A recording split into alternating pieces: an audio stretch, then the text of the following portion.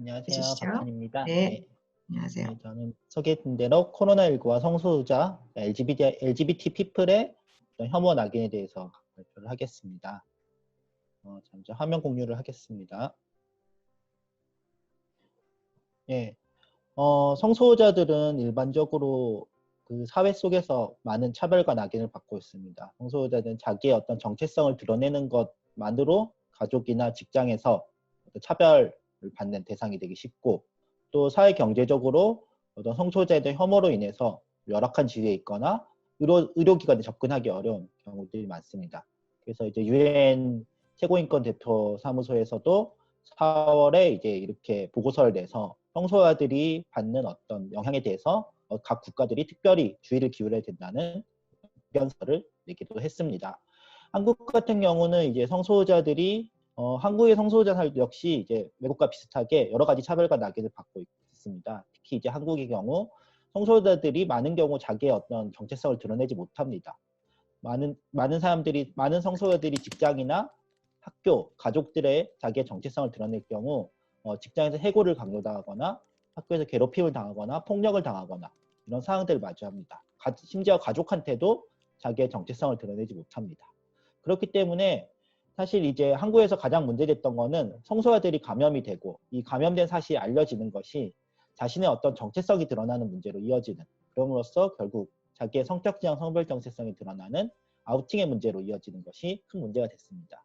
그런 것이 됐던 어떤 사건이 한국의 경우 이태원 지역에서 집단 감염이 되었던 사건입니다. 배경을 좀 설명드리면 이태원 지역은 한국에서 이제 미군 기지가 있던 지역이고, 그렇기 때문에 외국인들이 많이 살고 있고 또 성소수자들이 많이 거주합니다. 그리고 성소수자들을 대상으로 한 클럽이나 술집들의 업소들도 많은 곳입니다.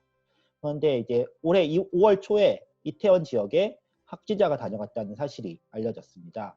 그 확진자가 다녀간 클럽이 이제 성소수자들이 주로 많이 가는, 이제 성소수자들 많이 가는 클럽은 아니었지만 많은 손님들이 성소수자인 그런 클럽에서 확진자가 다녀갔다는 것이 이제 알려졌습니다. 문제는 이 언론이 이거를 게이 클럽, 그러니까 이 클럽을 게이 클럽이라고 지칭하면서 게이 클럽에 확진자가 다녀갔다. 즉 성소수자들이 전부 확진자가 됐을 것이고 이 사람들이 어딘가에 숨어서 감염을 퍼뜨릴 거다. 이런 논조로 언론들이 보도를 하기 시작한 겁니다. 한국 같은 경우는 이 코로나 확산 초기부터 문제가 됐던 것이 이 확진자의 동선이 공개되면서 이 확진자의 어떤 개인정보가 단순히 어디를 다녀갔다 수준이 아니라 추적이 되는, 이 사람이 어떤 클럽 몇 시에 어떤 술집을 들렸고 그 다음에 어떤 가게를 들렸고 뭐 직장은 어디를 들렀고 뭐 어떤 가게 그 다음에 어떤 업소를 들렀고 이런 식으로 개인의 모든 동선이 공개되는 그런 문제들이 계속 있어 왔습니다. 그것이 이 지금 게이 클럽이라는 보도와 그 다음에 동선 공개가 결합될 경우 어떤 성소수자가 확진이 됐을 때 그 클럽에 다녀갔다는 것이 이제 알려진다는 것을 의미합니다. 지자체나 어떤 언론을 통해서 어떤 사람이 서울에 거주하는 어떤 사람이 이 클럽에 다녀갔다. 근데 그 클럽이 게이 클럽이다. 그러면 그 사람은 성소수자겠구나 라고 주변에서 이거를 확인하게 되는, 그럼으로써 원치 않게 자기가 성소수자라는 것이 알려지는 그런 상황들이 알려지게 됐습니다. 그러다 보니까 성소수자들이 자기가 확진이 됐다는 것이 알려질 경우 자기 아우팅이 되는 문제로 인해서 오히려 검사를 꺼리게 되는, 검사를 피하려는 상황들이 계속 발생했습니다. 더군다나 각 지방자치단체들은, 지방정부들은 이거에 대해서 초기에 과도하게 대응을 했습니다. 특히 인천광역시 같은 경우는 인천시에 거주하는 모든 성소수자의 명단을 제출해라고 어떤 성소수자 단체에 연락을 해서 인천시 거주 모든 성소수자들의 명단을 제출해서 다 전수조사를 실시해야겠다라고 얘기를 했습니다. 사실 그런 것이 불가능함에도 전혀 이제 이거에 대한 이해가 없기 때문에 그런 식으로 얘기를 했던 것이고, 그 지방정부가 보내는 메시지에도 검사를 안 받으면 처벌하겠다. 빨리 나와라. 빨리 검사를 해야 된다. 이런 식으로 처벌을 강조하다 보니까 이게 사실 더 성소수자 확진자나 또는 그 접촉자 입장에서는 내가 드러나는 것이 처벌의 대상이 되겠구나 하면서 더 숨게 되는 그런 문제들이 계속 있었습니다. 그러면서 사실 사회 전반적으로 그 성소수자에 대한 혐오들도 계속 퍼졌고요. 특히 이제 인터넷을 중심으로 성소수자들의 어떤 비방을 하거나 마치 성소수자들이 의도적으로 감염을 확산시키고 있는 것처럼 어떤 비난하고 혐오하는 그런 발언들이 왔습니다. 또한 그 확진자가 다녀간 게이 클럽에는 실제로 증오범죄가 이루어졌습니다. 어떤 사람이 밤중에 계란을 던진 일이 있었고, 지금 현재는 락커로 게이라고 크게 그 락커칠을 하고 X자 표시를 하는 테러 등이 증오범죄가 이루어지기도 한 상황입니다. 이런 모든 상황들은 성소자 커뮤니티를 굉장히 크게 위축시켰고, 이런 계속 이걸 방치할 경우 성소에 대한 혐오가 심해질 우려들이 있었습니다. 그렇기 때문에 성소자 인권단체와 HIV 감염인 HIV 에이즈 인권단체가 공동으로 대응을 해야겠다는 그런 필요성을 느꼈고, 혐오와 차별에 대응하기 위해서 성소유자 긴급대책본부라는 것을 결성을 했습니다. 이 대책본부는 이제 성소유자에 대한 어떤 사회 전반의 혐오와 차별에 대응을 하고, 성소유자들이 겪는 인권 침해에 대해서 상담을 제공하고, 그 다음에 성소유자 커뮤니티한테 안심하고 검진할 수 있도록 독려를 하면서, 동시에 이제 중앙정부나 지방정부한테 이런 인권 침해가 없이 인권과 방역의 조화를 이루면서 어떤 성소유자들이 안심하고 안전하게 권리를 누리면서 검진받을 수 있는 환경을 조성할 수 있도록 촉구하는 그런 역할을 하고자 결성이 됐습니다. 대책본부는 이제 크게 인권 침해에 대한 상담, 언론 대응, 정부에 대한 대응, 그리고 커뮤니티를 대상으로 한 검진 독려, 이렇게 4가지 활동을 했습니다. 그래서 인권 침해가 이루어진 경우에 상담을 하기 위해서 서울시와 연계해서 핫라인을 구축하고 상담 창구를 운영하면서 한국어, 영어, 중국어, 일본어로 이제 한국에 거주하는 외국인 성소유자들을 위해서 이제 각 4개국의 언어로 상담을 안내하는 뉴스를 배포했습니다.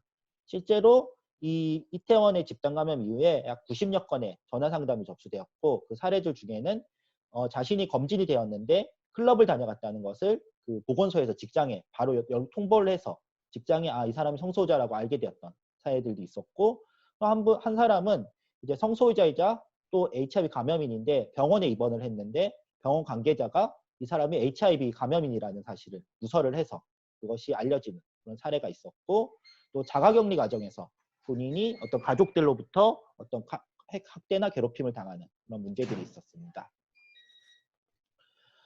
둘째로는 이제 그 지방정부, 중앙정부랑 함께 어떤 이제 성소유자의 어떤 인권을 보장할 수 있는 어떤 검사 방식, 그런 메시지를 내도록 촉구를 하는 활동을 했었고요. 특히 서울시 같은 경우는 이제 성소유자 단체들과 협조 관계가 어느 정도 있었기 때문에 서울시에서 익명검사를 통해서, 그러니까 이제 그 검사를 받는 사람들이 자기의 이름이나 주소를 알리지 않고 오로지 전화번호만을 갖고 검사를 할 수 있도록 하는 익명검사를 실시하도록 했고, 이것이 나중에는 전국적으로 확대가 됐습니다. 또한 각 지자체가, 지방자치단체가 이제 공식적인 브리핑을 할 때 어떤 차별과 혐오는 있어서는 안 된다는 것을 명시하고, 차별과 혐오 없이 누구나 안심하고 검진을 받을 수 있어야 된다는 메시지를 내도록 끊임없이 얘기를 하도록 했습니다.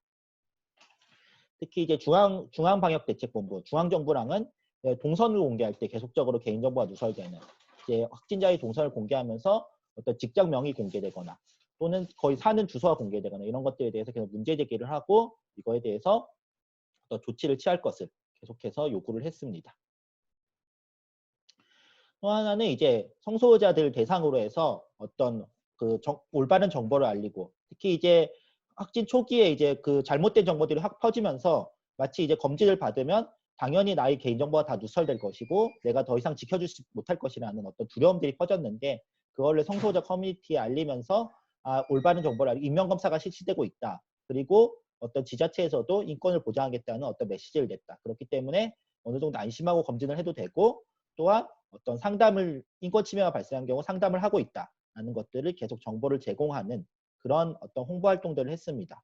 특히 이제 아까 말했듯이 그 이태원 지역은 주로 남성 동성애자들, 이제 게이들이 주로 사용하는 클럽이었기 때문에 이제 게이들이 주로 접근을 하는 홈페이지, 어플리케이션 등을 통해서 계속해서 홍보를 하면서 이제 우리가 같이 검진받다, 그리고 나와 커뮤니티를 지키자는 메시지를 특히 냈습니다. 한국의 경우 특히 이제 처음에 얘기 드렸다시피 이제 언론이 특히 문제였습니다. 언론이 초반부터 게이 클럽이라고 보도를 했고, 나아가서는 성소유자 업소에 대해서 계속해서 자극적인 보도를 하는, 사실 이 방역과 전혀 무관함에도 성소유자 커뮤니티의 호기심으로 뭐 성소유자 업소에서 어떤 일들이 벌어지는지, 클럽 내에서는 뭐 어떤 장면들이 펼쳐지는지 이런 것들을 무분별하게 보도하고, 어떤 경우에는 확진자의 직장명을 그대로 그냥 언론에서 보도를, 확진자가 무슨 백화점에 근무를 하는 20대 남성이 뭐 확진 클럽을 다녀갔다. 이런 식으로 보도를 하는 문제들이 있었습니다. 그래서 밑에 이제 그 화면에 보이는 아래 표 같은 것들이 이제 실제로 이제 어떤 보도들이 나왔던 상황인 것인데요. 이런 것들에 대해서 이제 어떤 문제 제기를 계속했고 어떤 직접적으로 뭐 그 언론 기사를 수정하라고 요구를 한다던가 이거에 대해서 외부적으로 이것이 문제 있다는 얘기를 진행을 했고 최종적으로는 이거에 대해서 이제 그 직접 찾아가서 이제 혐오적인 뉴스를 내는 언론들을 직접 찾아가서 앞에서 기자회견을 진행하고 이것을 언론중재위원회에 시정공고를 요청해서 시정공고를 받는 활동들을 전개를 했습니다. 이런 모든 활동들은 결국 이제 성소유자들이 어떤 인권 침해가 없이 누구나 인권 침해 없이 그리고 안심하고 안전하게 검진을 받고 방역과 인권을 조화하기 위한 그런 활동들이었고요. 현재 이런 활동들의 결과 어쨌든 이 성소유자들이 그 확진 받았을 때 겪는 두려움들은 어느 정도 완화가 됐습니다. 하지만 한편으로는 지금 문제되는 것들은 이제 그 코로나19에 감염이 되고 또는 감염자와 접촉했다는 이유로 자가격리가 됐던 사람들이 다시 이제 직장이나 학교에 복귀를 했을 때 이 코로나19에 감염되거나 자가격리 됐다는 사실이 이태원 지역을 다녀왔다는 그것으로 이어지고 그렇기 때문에 성소유자라는 것이 누설돼서 어떤 또 다른 괴롭힘을 당하는 사례들이 일어나고 있습니다. 실제로 이제 경상남도 한국의 경상남도 지역에서 한 고등학생이 등교를 했는데 성소유자라는 이유로 이태원 다녀온 게이라고 하면서 괴롭힘을 당하는 그런 사례들도 있었고요. 그렇기 때문에 지금 현재 이 대책본부에서는 설문조사를 통해서 이 성소유자들이 그 과정에서 겪는 인권 침해, 차별의 문제들이 어떤 것들이 있는지, 좀 장기적으로 어떤 것들이 대응할 수 있는 것인지 이런 것들을 계속해서 찾아나가는 그런 활동들을 계속 펼치고 있습니다. 한편으로 이제 한국의 인권단체들은 이제 성소유자 단체만이 아니라 한국의 인권단체들이 다 같이 모여서 이제 코로나19 인권 대응 네트워크라는 걸 결성하고 어떤 코로나19 상황에서 발생하는 전반적인 인권 침해를 대응하는 어떤 작업들을 했습니다. 여기에 성소유자 운동도 같이 결합을 해서 코로나19에 있어서 어떤 인권의 원칙들이 있어야 되는지 그리고 정부가 어떠한 가이드라인을 지키고 어떠한 행동들을 해야 되는지에 대해서 가이드라인을 작성했고요. 이거는 영문으로 번역해서 유엔에도 제출할 예정입니다. 그래서 이 과정 중에서 성소유자들 역시 이제 필요한 가이드라인을 제시를 했습니다. 구체적으로는 성소유자가 겪는 구체적인 삶과 어떤 피해 경험을 많이 고려해야 되고 코로나 정책에 있어서 그리고 성소유자에 대해서 낙인과 혐오에 맞서는 메시지를 내야 되고 그리고 성소유자들이 의료를 차별 없이 받을 수 있도록 의료 인력에 대한 인권 교육을 강화해야 되고 또 한편 이제 동성 커플 같은 경우는 한국에서는 이제 동성 결혼이 인정되지 않기 때문에 법적 결혼이 아니라는 이유로 어떤 혜택을 받지 못한 경우가 있습니다. 한 파트너가 입원을 해도 가족이 아니기 때문에 면회를 하지 못하거나 입원 수술 정보를 받을 수 없는 그런 문제들이 있어서 이거에 대한 정책을 마련하라는 내용들을 하고 있습니다.